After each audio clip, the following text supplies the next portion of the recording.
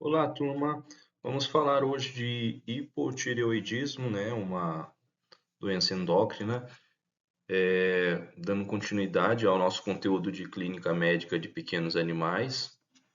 A gente já vem tratando algumas endocrinopatias, como hiperadrenocorticismo. Hoje nós vamos falar especificamente então do hipotireoidismo. E na próxima aula, né, na aula seguinte, vamos falar de hipertireoidismo, tá bom? Então vamos dar início com a turma de Clínica Médica de Pequenos Animais do Instituto Federal do Amazonas, IFAM. Vamos começar a nossa aula de hoje. Bem, para a gente entender melhor, a gente vai fazer uma breve revisão.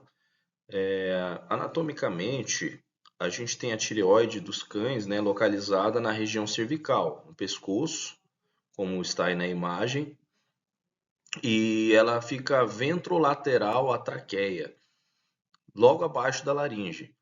E ela consiste em dois lobos distintos, um de cada lado da traqueia. A gente tem, no caso, as glândulas paratireoides, que geralmente elas são quatro pequenas estruturas e elas vão estar intimamente associadas à tireoide também, posicionadas na sua superfície dorsal e medial. Como a gente consegue ver aqui nas imagens, esses quatro pontos que correspondem à glândula paratireoide, tá?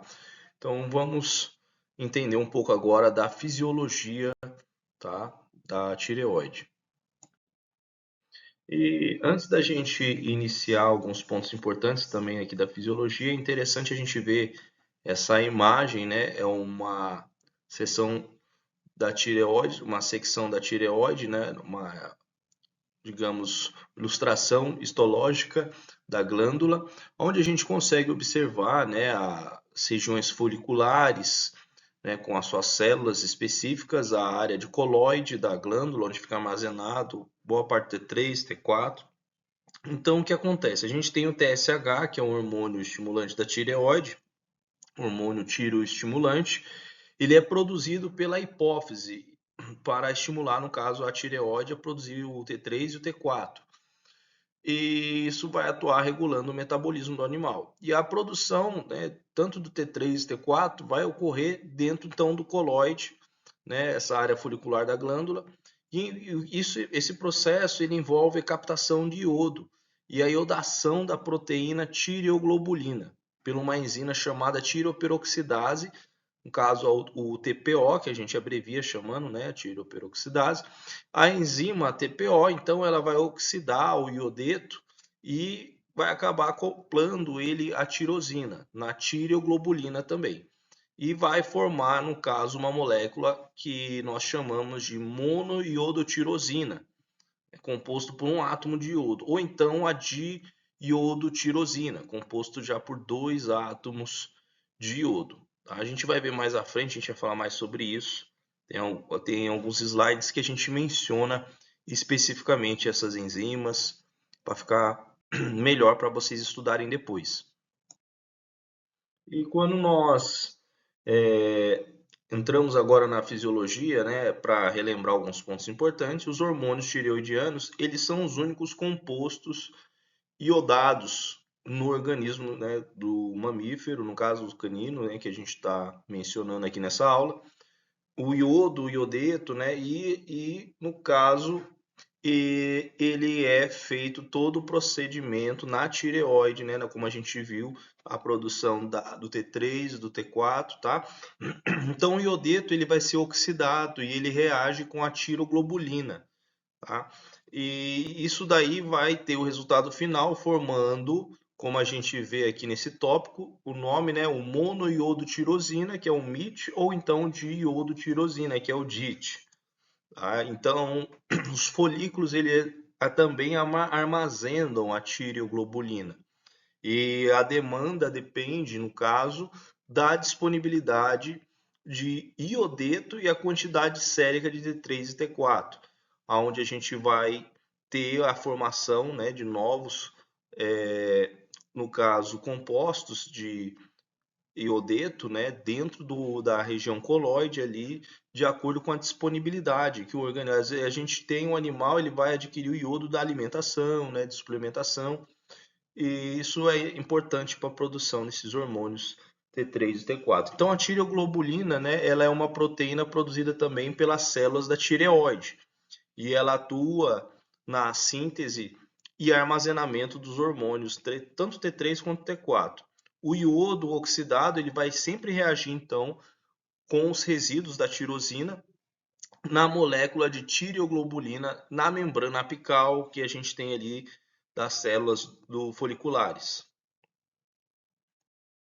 E aqui a gente vê como que é formado a composição do tanto do T4 quanto do T3, né? Quando necessário, a tireoide ela acaba endocitando, da região do coloide e enzimas lisossomais vão liberar o T3 e o T4 livres na circulação.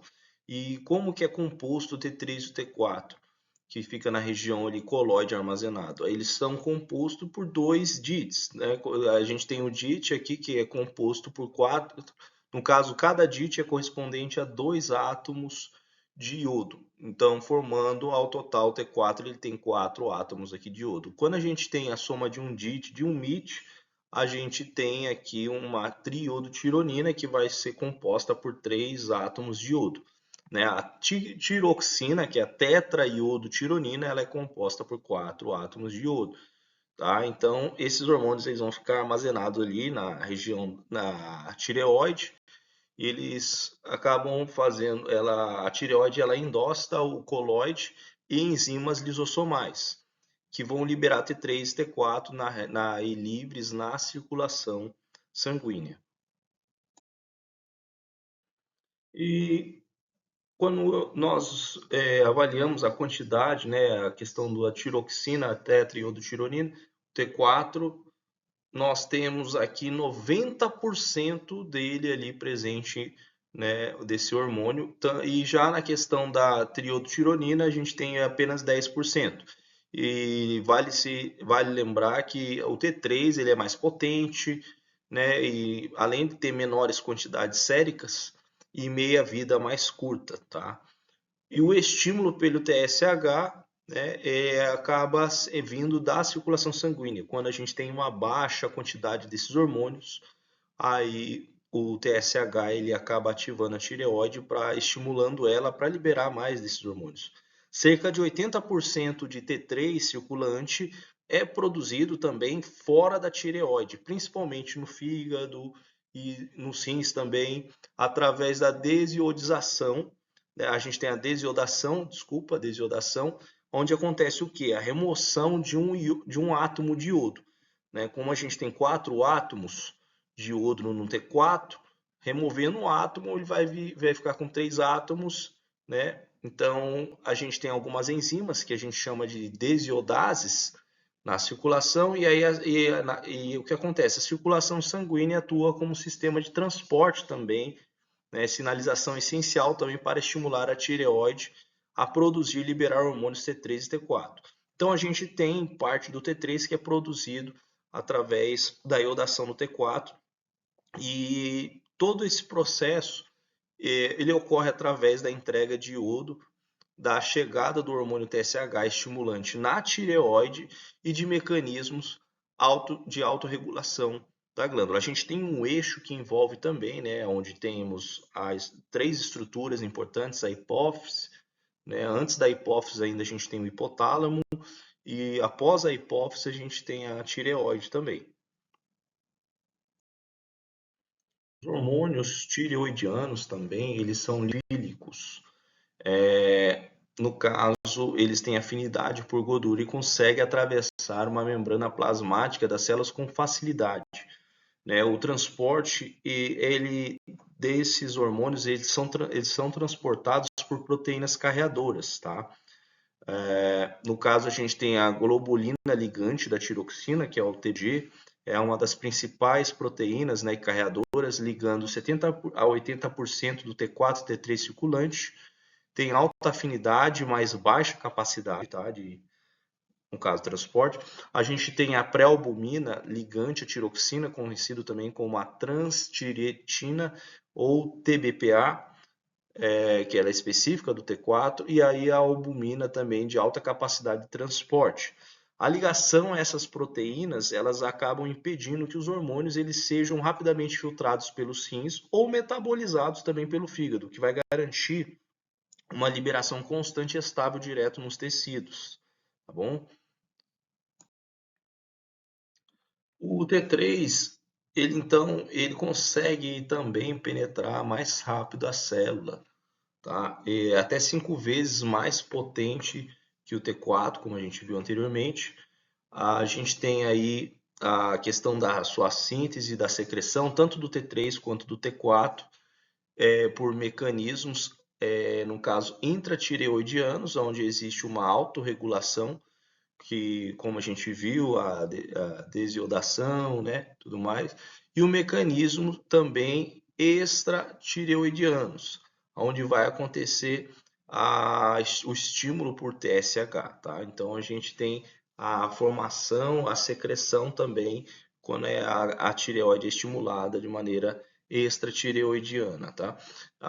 Quando a gente tem um mecanismo intratireoidiano, é onde a gente tem ali todo o processo de formação também da síntese daqueles hormônios, tá? O TRH, ele é um hormônio também que é produzido no hipotálamo, o hormônio liberador de tirotropina, né? Esse hormônio que vai estimular o TSH, que é o hormônio estimulante da tireoide, tá?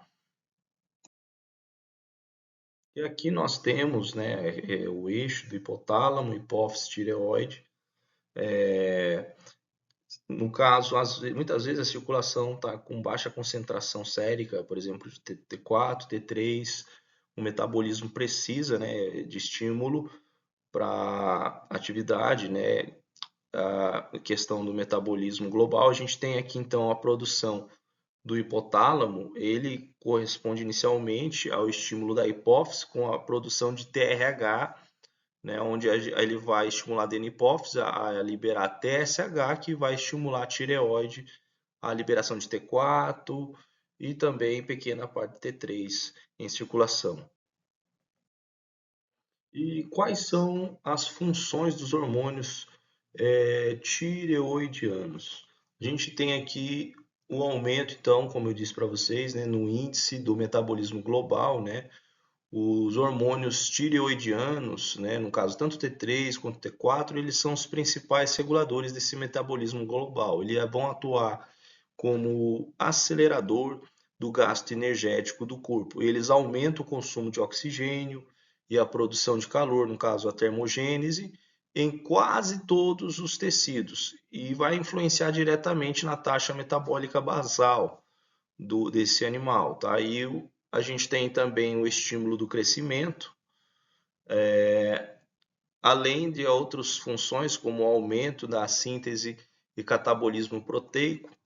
Então a gente tem tanto o aumento de síntese quanto também o efeito catabólico proteico, dependendo da fonte de energia, né, que são dependentes dessa fonte de energia, o aumento do crescimento, no caso em animais jovens, do desenvolvimento do sistema nervoso central, metabolismo de carboidratos, lipídios, vitaminas e minerais, aumento também da utilização periférica de glicose e também glicogenólise, né, a questão da quebra de glicogênio, diferenciação e maturação da pele, e a síntese colagênica também, que é a produção de colágeno, principalmente, que vai favorecer um bom processo de cicatrização quando o animal tiver alguma ferida, alguma lesão.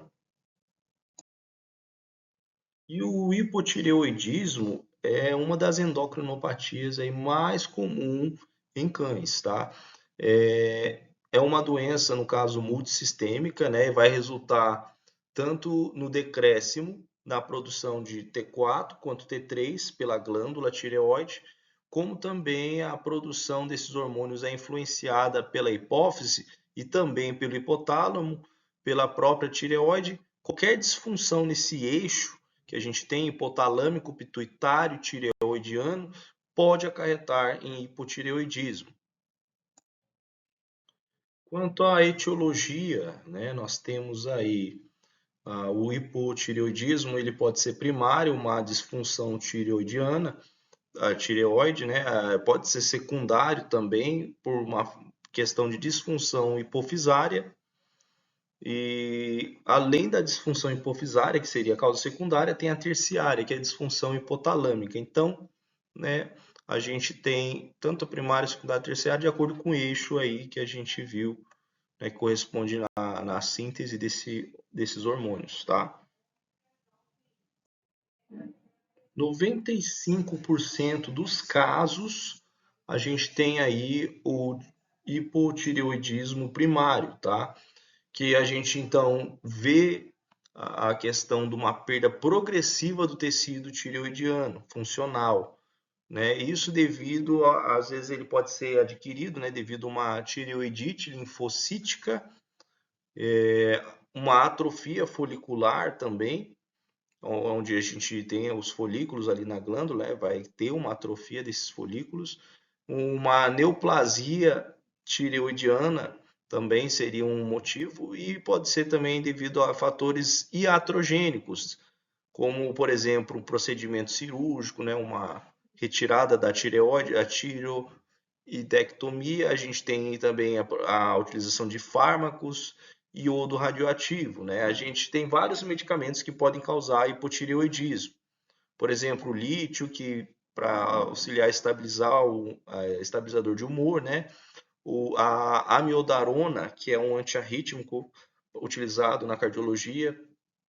E a gente tem também medicamentos à base de iodo, iodo radioativo, como o L-131, que ele é um tratamento seguro e eficaz usado na medicina nuclear para destruir as células remanescentes do câncer da tireoide após uma cirurgia, ou para tratar também o hipertireoidismo, né, que no caso agindo especificamente ao ser absorvido pela tireoide, tá? Então a gente tem esses fármacos que podem também, de forma iatrogênica, né, promover aí também uma, no caso, perda progressiva de tecido tireoidiano. Na tireoidite linfocítica, conhecida também, né, como Hashimoto, a gente tem a produção também de anticorpos, né, que vão atuar como antitireoglobulina, e no caso é presente em 36 a 50% dos cães hipotireoides, tá? E envolvidos na patogênese de autoanticorpo ou secundário a uma lesão da tireoide. A gente tem uma resposta imune em alguns desses casos, imune humoral, que vai causar o aumento de anticorpo circulante e normalmente a redução desses hormônios também da tireoide por conta disso. Tá? É uma doença autoimune que acaba prejudicando o paciente, né, na redução da tireoglobulina, e isso vai afetar a produção de hormônios também, e boa parte dos casos acaba gerando também uma inflamação na tireoide, né? E a longo prazo isso pode acarretar alterações histológicas dessa glândula, tá? Então a gente tem a tireoidite linfocítica, que há uma grande predisposição na raça Beagle.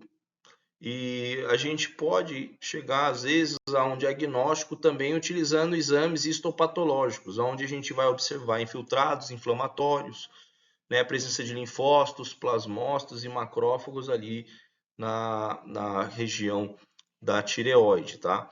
E também a gente tem uma progressiva destruição folicular, no caso vai haver uma fibrose no local, e os sinais eles só aparecem quando 75% do tecido glandular foi destruído, tá? Então a gente tem principalmente a questão de plasmócitos, que são células do sistema imunológico derivadas de linfócito B, especializados também na produção de grande quantidade de anticorpo, imunoglobulinas, que vão atuar como anti, né, tireoglobulina, tá? No caso, muitos autores consideram a atrofia folicular idiopática. A gente tem a atrofia folicular, né?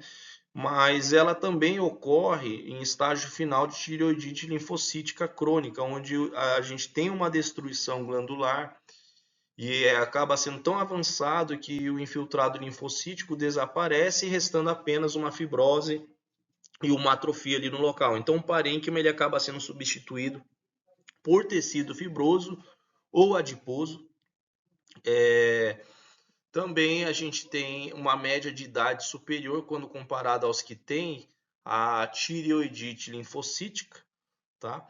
E em alguns casos de neoplasia tireoidiana também a gente tem a presença de adenomas, carcinomas e metástase é possível, né? Além da questão iatrogênica, que como a gente já mencionou, de ressecção cirúrgica, ou algum tipo de iodoterapia, né? À base de tratamento aí para redução, né? De tecido neoplásico ou da tireoide, né? Em caso de hiperadrenocorticismo, são é, medicamentos que vão reduzir ali a produção desses hormônios, tá? Aqui a gente tem uma imagem, né, onde a gente consegue observar folículos tireoidianos, né, na imagem A, né, principalmente, a gente vê aqui esses folículos grandes e bem delimitados. É uma tireoide normal, tá, nesse caso, da imagem A. E o interior dela, desses folículos, eles estão preenchidos por coloide, tá? Um material bem rosado, homogêneo, e as células foliculares ao redor são achatadas ou cúbicas também, e no caso indica baixa atividade, tá, durante essa fase, que os folículos estão dilatados. Na imagem B, a gente tem aí uma tireoidite linfocítica, por exemplo, né, um processo inflamatório, há uma intensa infiltração de células inflamatórias, principalmente linfócitos, formação já de um agregado denso de células, né, sugerindo, no caso, aí, uma resposta imune. Os folículos eles estão parcialmente destruídos, alguns deles aí, e já na parte C a gente tem aí inferior, né, direita do slide, o aumento da tireoide, no caso, e do número e tamanho dos folículos também. A gente tem estruturas irregulares, né? Alguns folículos aí com áreas de crescimento excessivo, pode haver dilatação folicular e alteração no coloide também, tá? Já o hipotireoidismo secundário, a gente tem a questão da hipófise, né, anterior, a adenohipófise no caso. A adenohipófise ela vai ser responsável na produção de TSH, hormônio estimulante da tireoide. Então a gente acaba tendo uma disfunção hipofisária, no caso é menos de 5% dos casos acontece nessa disfunção. Então a gente vê que o fator primário ele é mais relevante. Aí nesse caso, quando existe esse caso de relação com hipófise secundário, pode ser congênita, questão também de destruição ou supressão da própria hipófise. A gente também tem possibilidades de neoplasia na hipófise, malformações, como também em cães da raça pastor alemão, a gente tem essa possibilidade, né, de maneira congênita, essas malformações da hipófise, comprometimento da hipófise anterior e incluindo acaba afetando até outros hormônios, como o GH, que é o hormônio do crescimento, né? A gente tem aí a conversão de hormônios, o GH ele estimula a conversão da tiroxina, que é o T4, em T3, que é uma forma biologicamente ativa, principalmente no fígado e tecidos periféricos, que vai atuar também no melhor desenvolvimento desse animal, no crescimento dele, tá? E o terciário, a gente tem aqui a deficiência da produção de TRH, que é já pela hipófise, né? Ele é congênito, a gente tem a questão da destruição das células, né? Neoplasias hipotalâmicas, não hipotálamo no caso, e não é relatado, né, em cães, a gente não tem muitos relatos e é extremamente raro nesses casos, tá? Bom, de maneira geral, a gente também tem a incidência, né, a predisposição racial do hipotireoidismo, como a gente já viu, o Beagle, né, mas tem outras raças também, como o dinamarquês, Setter irlandês, Golden Retriever, Cocker Spaniel, Poodle, Old English Sheepdog, o Doberman, Boxer, Bull Mastiff e Schnauzer.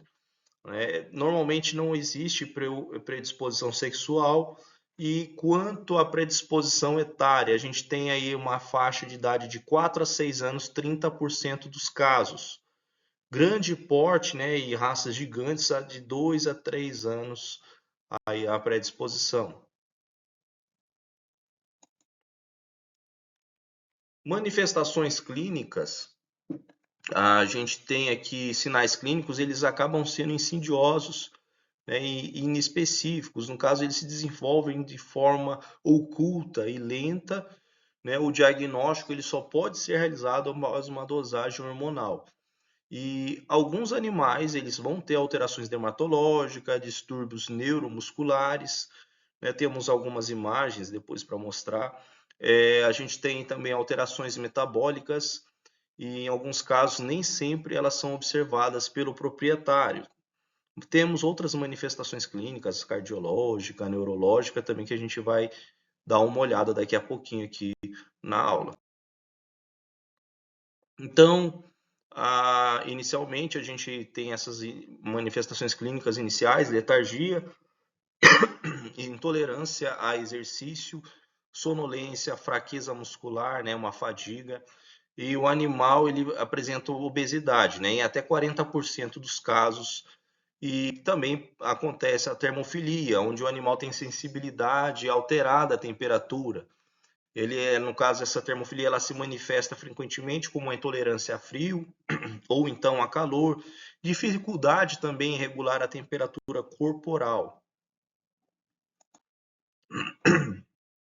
E a gente tem alguns sinais cutâneos, né, dermatoses hormonais, no caso, até 15% de todas as dermatopatias, né?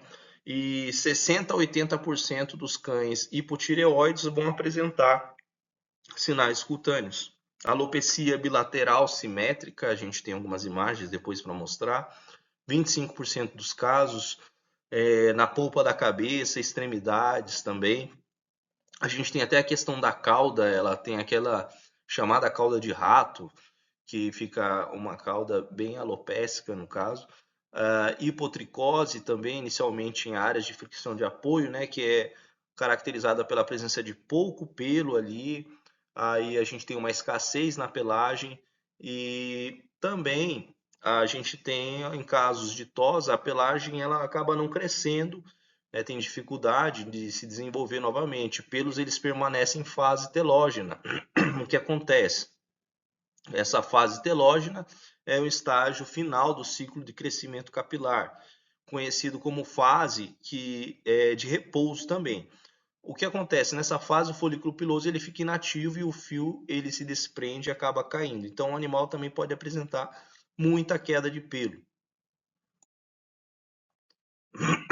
A gente tem aqui a questão também da seborreia seca ou oleosa, né, que é como se fosse uma caspa branca que o animal ele acaba produzindo ali.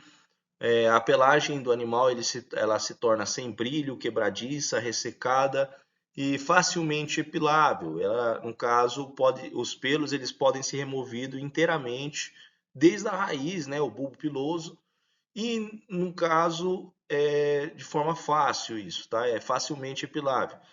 Diminuição também dos ácidos gráficos ali na região cutânea.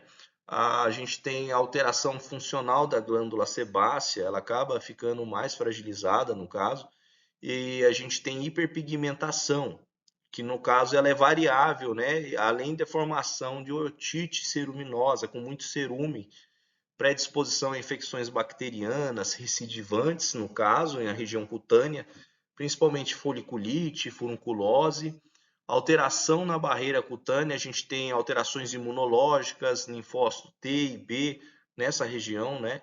A questão também de demodicose, malacesiose, o animal ele acaba tendo predisposição facilmente a manifestações dessas infecções, tá?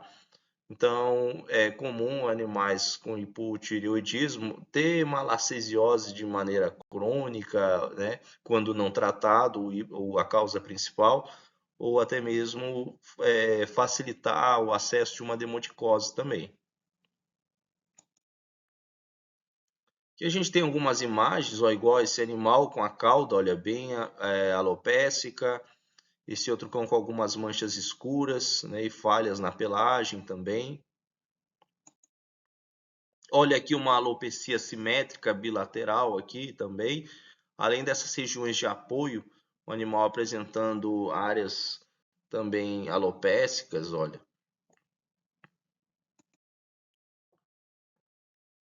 E o animal ele apresenta também, os cães, né, cura deficiente de ferimento, tá? Ele conta da deficiência de colágeno, dificuldade, tá? Também a letargia, o animal ele fica fraco, né, nesses casos. A gente tem também manifestações cardíacas, temos a diminuição do número de receptores adrenérgicos, além também da diminuição dos níveis de noradrenalina. E com isso nós temos uma diminuição da condução elétrica, contratilidade, frequência cardíaca, levando o animal a bradicardia sinusal, tá?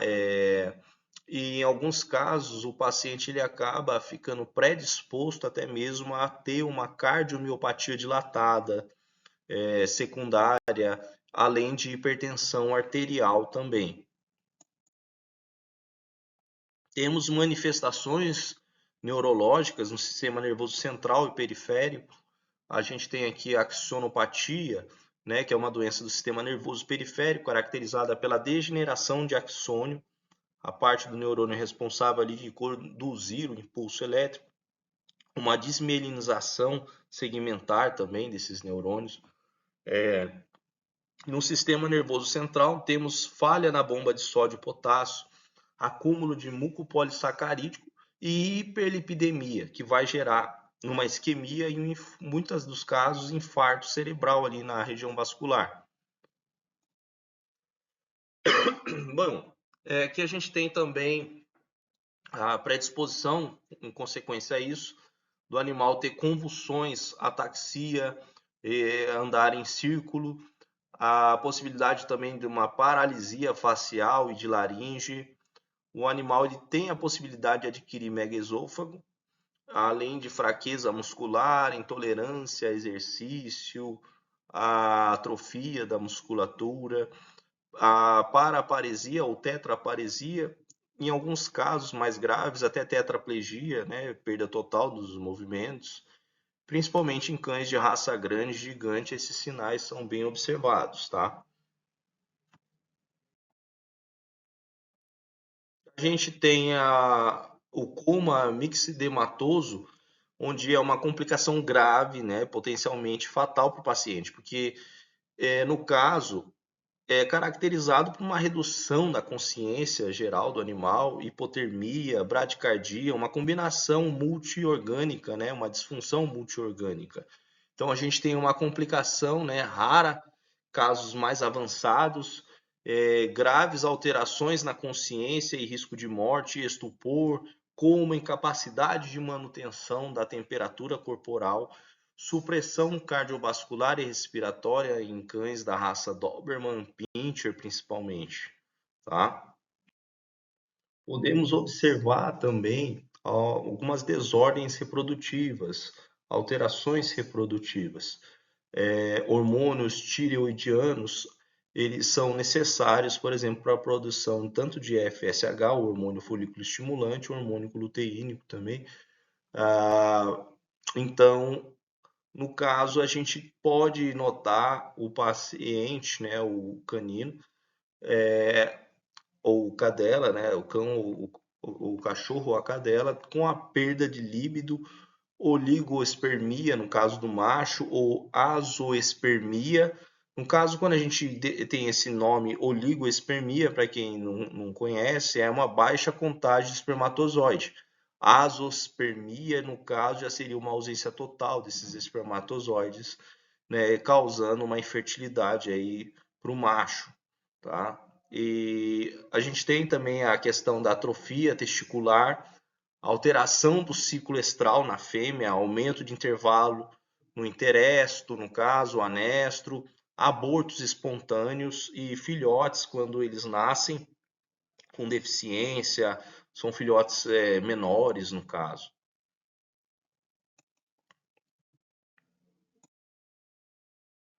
E assim, o hipotireoidismo ele também é um fator de risco para aterosclerose, né, devido ao aumento de colesterol no sangue.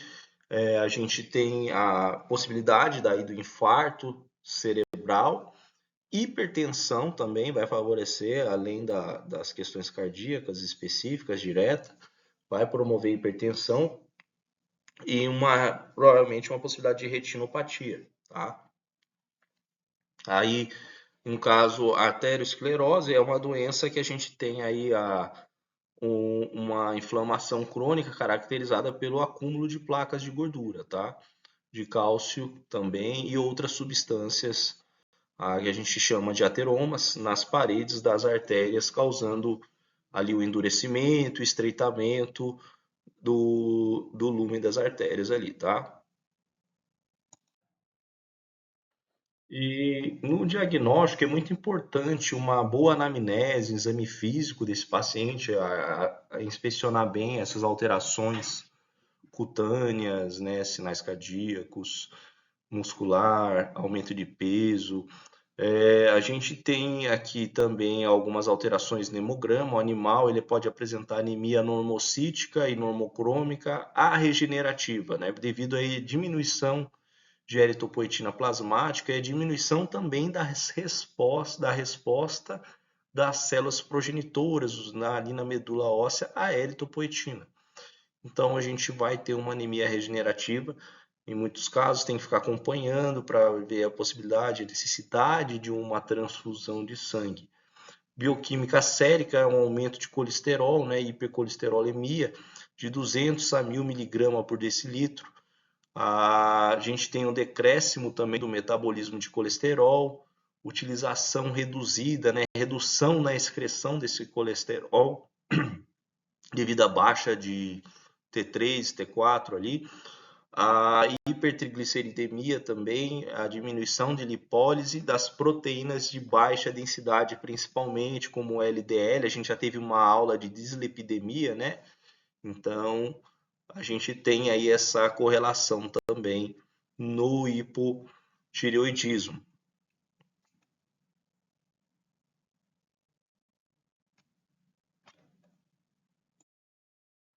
Aqui a gente vê também alguns pacientes com alteração cutânea, olha, tanto na cauda, né, nas regiões de apoio, bem característico. Aqui também nesse outro paciente. Então já é uma lesão que é interessante você pensar nessa possibilidade no exame físico, tá? A gente tem outro animal aqui também, ó, com um peso bem acentuado, né? A gente vê um aumento aí de gordura corporal, também uma falha de pelo aqui na região dorsal, é, uma falha de pelo, um escurecimento da pele. Nos casos também, dificuldade de se locomover, de andar. A gente nota, olha, esse paciente aqui com uma alopecia bem grave, né? A conta do hipotireoidismo. A questão da tetraparesia, né? A gente tem uma dificuldade de andar nesse paciente, por exemplo, além da cauda de rato aqui também, olha. Fica bem característica essa cadelinha, né? Com essas alterações do hipotireoidismo, né? Em alguns casos, essa questão também do animal bem fraco, com fraqueza, né? Apático. Bom, em diagnóstico, quando a gente fala também da urinálise, ela tende a ser normal e pode ter proteinúria em alguns casos, principalmente tireoidite linfocítica, tá? É importante tentar complementar com exames de imagem, radiografia para pesquisa de metástase em casos de neoplasia da tireoide. Ultrassonografia também é importante e boa parte dos casos é notado aí no caso, hiperecogenicidade hepática, devido ao animal apresentar esteatose hepática. A eletrocardiografia, no caso, é observado bradicardia e arritmias também. A gente tem aqui também a dosagem dos hormônios tireoidianos, né? O radioimunoensaio, onde a gente pode avaliar o T4 total ou o T4 livre também, e o T3 total e o TSH. Isso é bem interessante, principalmente TSH, para ver questão de hipófise, tá? O T4 total, normalmente, a gente avalia na referência de 1,5 a 3,5 microgramas por decilitro. E ele é um bom teste para triagem, mas assim, as concentrações dentro dos limites podem ser observados e aí a gente considera um animal, né, um eutireóideo.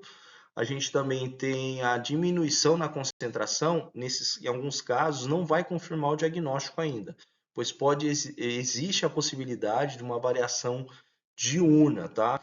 Então o animal ele pode apresentar essa variação diurna e então, nesses casos, a gente tem outras alternativas também ainda a estudar. E assim, a gente tem também a dosagem de hormônios tireoidiano, que a gente considera o T4 livre. Ele é um melhor indicador da função tireoidiana específico, porque ele, no caso, pega apenas o T4 livre, né, sem as concentrações proteicas. Então a gente tem aí uma média mais ou menos de 0,1% da concentração sérica de T4 que é avaliado, tá? A gente tem, no caso, uma diálise de equilíbrio, ela é mais confiável também, sensível. Esse método ele separa os hormônios da tireoide das proteínas ligantes, que são as proteínas carreadoras que a gente viu no início da aula ainda, e elimina, no caso, interferência de anticorpos também, doenças sistêmicas, e garante uma maior precisão na avaliação da função tireoidiana, tá? Então, o T4 livre ele é bem interessante aí de trabalhar e junto com a diálise de equilíbrio. A gente tem o T3 total também, as concentrações elas variam muito, né? Alvo comum no caso de anticorpos, né? E pouco é produzido também na tireoide, tá? Então, o ideal mesmo é a avaliação em cima do T4, ela é bem interessante.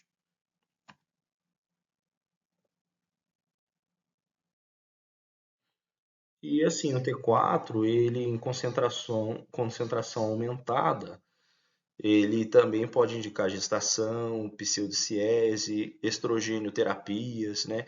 Já quando a gente tem concentração diminuída, existe a possibilidade também de questões de relação a glicocorticoides, né? Utilização de fenobarbital, penicilina, fenilbutazona,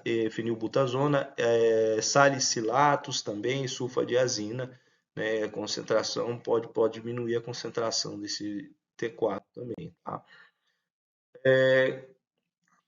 No diagnóstico, as concentrações diminuídas aí de T4, T3, existe também a possibilidade de correlação com o hiperadrenocorticismo, né? Uma diminuição da secreção de TSH, principalmente quando é hipofisário, hipófise dependente, doenças hepáticas também, devido à interferência de proteínas de ligação, a questão também de insuficiência renal, vai levar à perda dessas proteínas também, né, e dificuldade no transporte, né, delas. Então tem essas possibilidades também de reduzir a concentração de T4 e T3 no sangue, tá?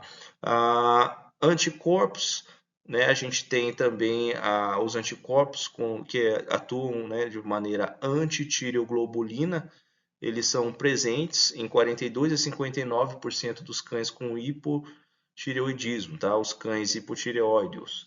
Então, em caso de título positivo, não vai indicar também uma função tireoidiana normal, né? Existem estudos, por exemplo, de 171 cães eutireoides, né, com a função tireoidiana normal, e com anticorpos, né, 13% desenvolveram, 13% desenvolveram hipotireoidismo, tá? Devido à questão autoimune, né? Então, a gente considera também o Hashimoto.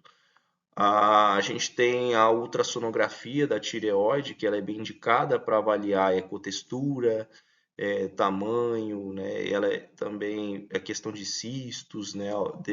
Neoplasias, né? E até mesmo a possibilidade de biópsia da tireoide, né? A gente faz um procedimento cirúrgico, em alguns casos, pode ser feito. É importante avaliar riscos, né? E em alguns casos, a perda de tecido glandular, né? Tireoidite, linfocítica, atrofia idiopática. Então, tudo isso aí pode também estar correlacionado à redução no caso da quantidade de T4, tá?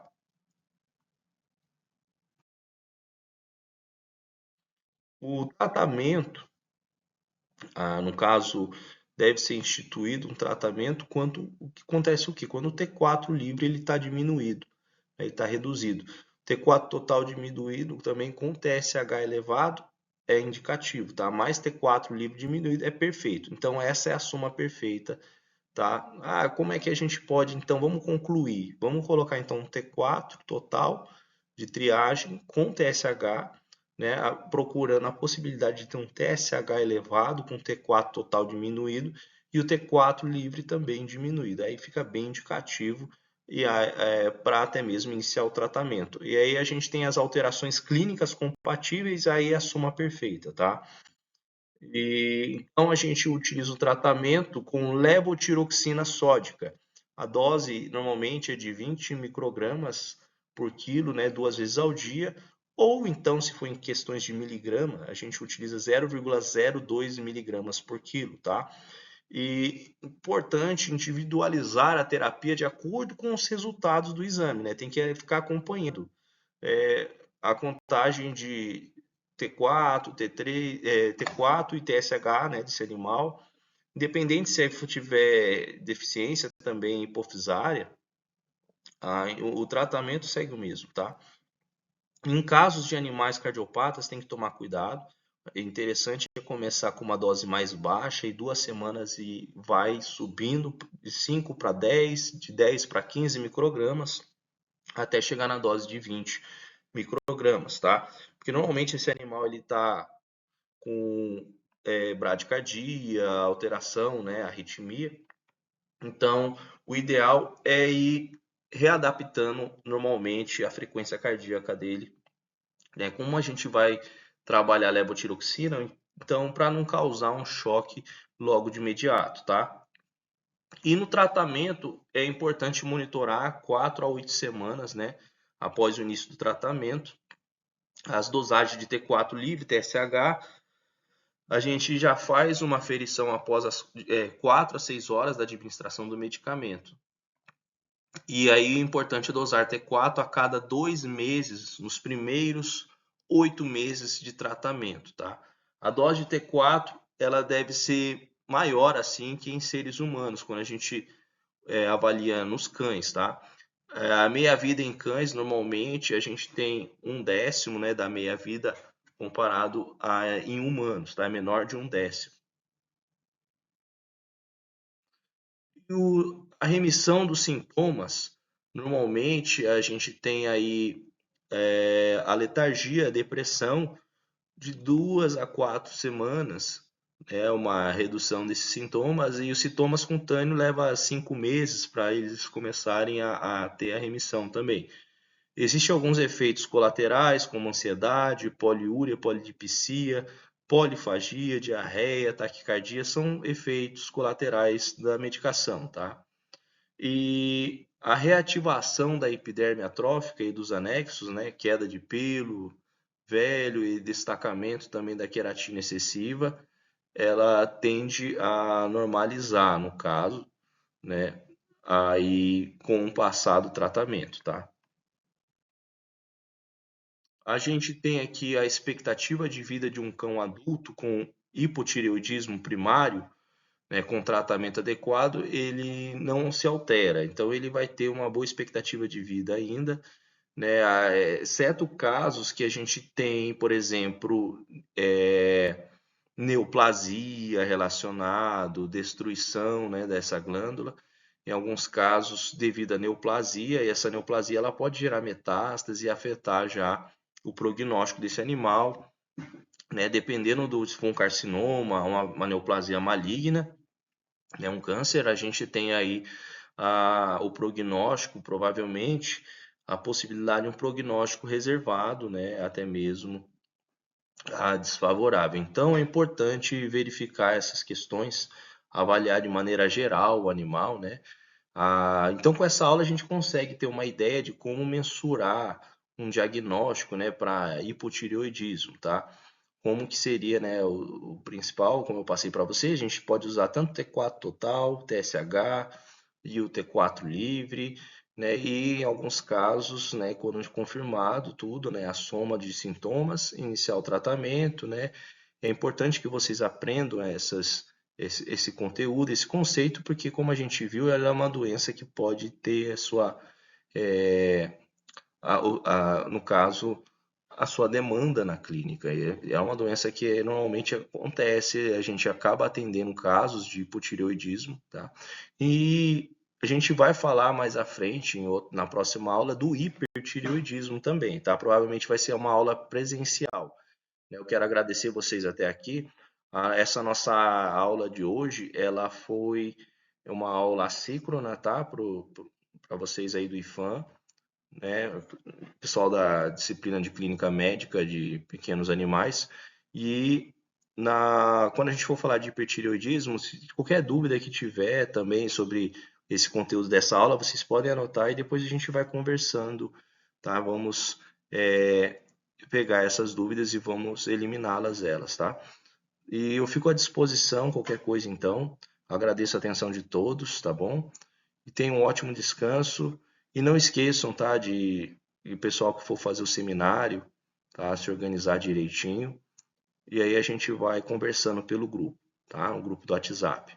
Um grande abraço aí e até a próxima.